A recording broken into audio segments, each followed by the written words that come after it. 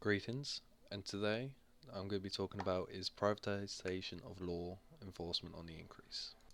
What is policing? For us to understand what privatisation of the police force, we must understand what it actually is.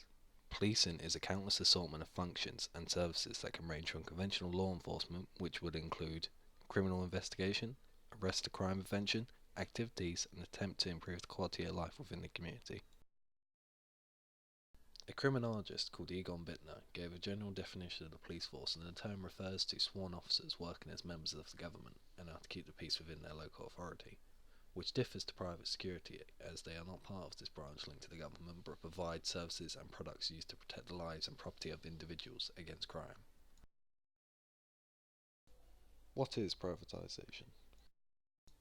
Privatisation occurs typically on both the revenue raising side and on the spending and production side. There is no government involvement at all. For most cases, it exists on the production side alone, which means it will be publicly funded so it can be used to purchase services of private employees. So when privatisation occurs on just the production side, the government will contract services such as laboratory services, i.e. forensics, video surveillance, training, radio dispatching and prison custody.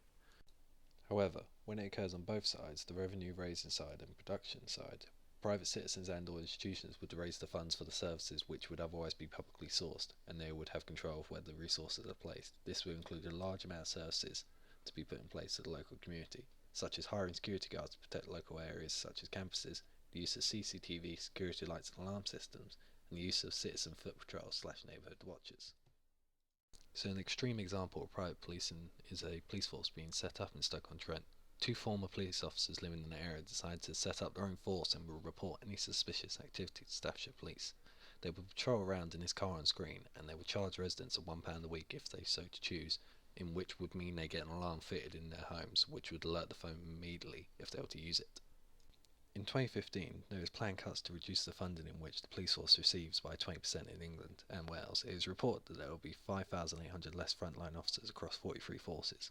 Other statistics show that the entire police force would shrink by 32,400, which would include frontline and non-frontline officers, and because of these cuts, more private security firms have increased. Such as a large amount of Jewish groups within the UK have increased their physical security on Jewish premises, due to an increase of attacks and them knowing there isn't enough police resources to assist them with the matter at hand. Private policing has multiple opinions if it's good or bad. The private agencies are seen to be more effective in how they perform due to them being able to be more competitive, unlike the public sector. This is because the private agency is required to reach a certain standard if they do not want to fall into risk of replacement.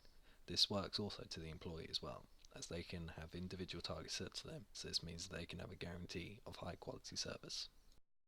The issue with private policing is that the areas that need it the most tend to not be able to afford such thing, which is ironic in a way, and that private policing is harder to monitor if they are to follow the public rules at hand and not abuse their power. And also there are some businesses that are not even recognised by the police themselves. To summarise, private policing within the UK is on the increase, especially due to the budget cuts. If it's good or bad is up to the individual. However, my opinion is that they have been proved to be very effective in most cases and are definitely a good alternative to the police force.